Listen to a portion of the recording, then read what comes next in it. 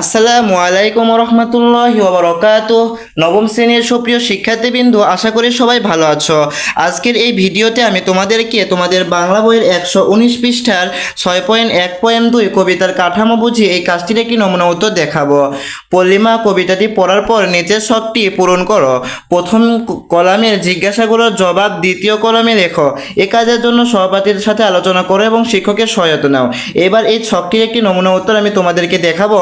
তার আগে যারা আমাদের চ্যানেলটি সাবস্ক্রাইব করোনি, অবশ্যই এই চ্যানেলটি সাবস্ক্রাইব করো এবং পাশে থাকা বেল আইকনটি অন করে দাও।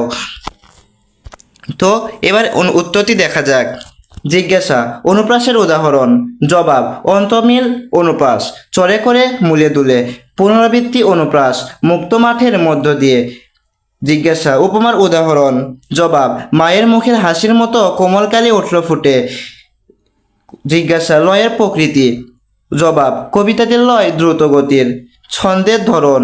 জবাব, কবিতাটি স্বরবৃত্ত ছন্দে লেখা। এই ছিল আজকের এই সবটির নমুনা উত্তর।